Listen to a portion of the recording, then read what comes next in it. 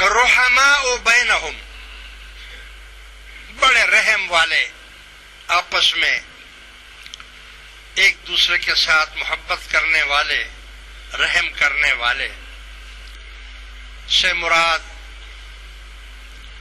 سیدنا عثمان غنی رضی اللہ تعالی عنہ ہیں، جو غنی ہیں اور عربوں میں سب سے زیادہ امیر، اور اپنا سارا مال حضور پر لٹا دیا، ہر مرحلے پر، ہر آن پر اپنے مال کو حضور کے لیے وقف رکھا، جہاں ضرورت پڑی آپ نے اپنا مال خدا کی راہ میں، حضور کی بارگاہ میں پیش کر دیا۔ تراہم رکعا سجدا سے مراد حضرت علی کرم اللہ وجہہ الکریم، جو جن کی نماز کی مثال نہیں ملی۔ آپ کا جسم مبارک شیر خدا، جن کو شیر خدا کہا جاتا ہے، جسم مبارک اتنا سخت تھا اور خدا داد طاقت اللہ نے عطا فرمائی، یعنی ایسی طاقت اللہ تعالیٰ نے عطا فرمائی ہے آپ کو کہ وہ انسانی طاقت نہیں کہا جا سکتا، اس کو مالک کی طاقت کہا جاتا ہے۔ وہ جب نعرہ لگاتا تھا تو خیبر توڑ دیتا تھا۔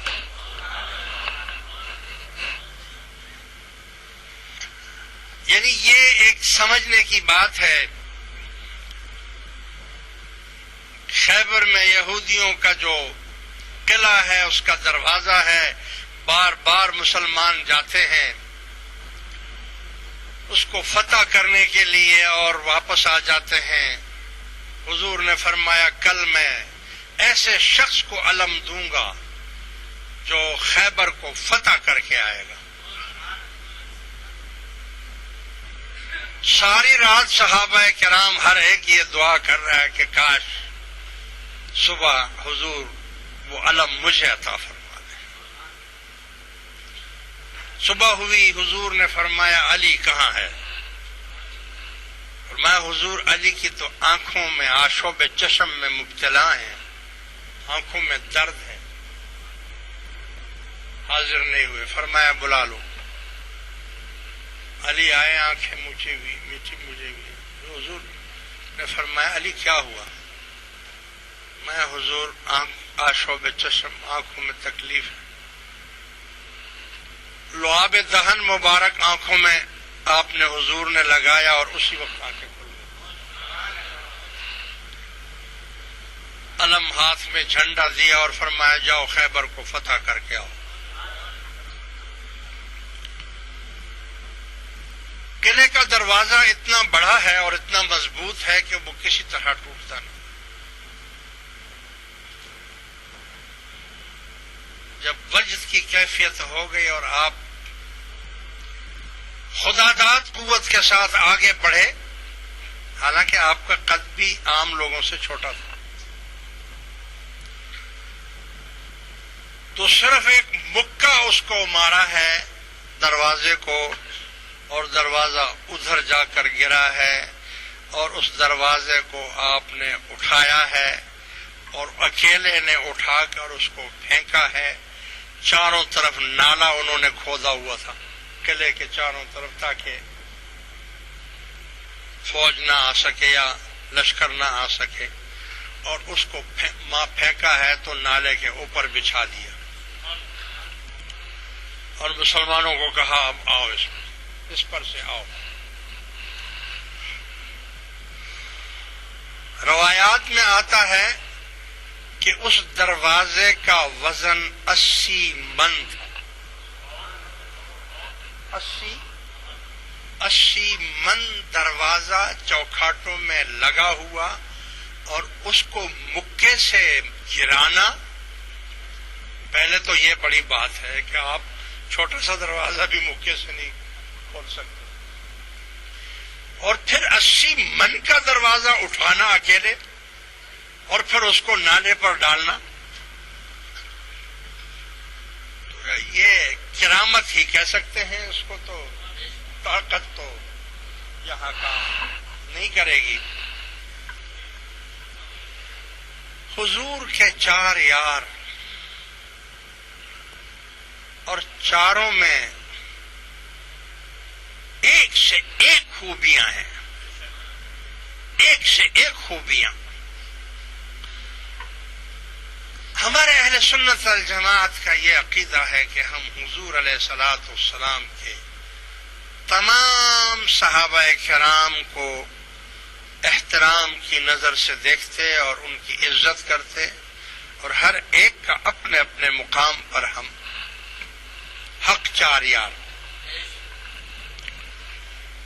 بعض لوگ اپنے دماغوں سے ایک ٹولہ ہے وہ کہتا ہے کہ جی وہ ایک ٹولہ جو ہے علی کو مانتے ہیں اور دوسرے صحابہ سے بغض رکھتے ہیں اور کچھ ایسے ہیں کہ وہ دوسرے صحابہ کو مانتے ہیں اور علی سے بغض رکھتے ہیں.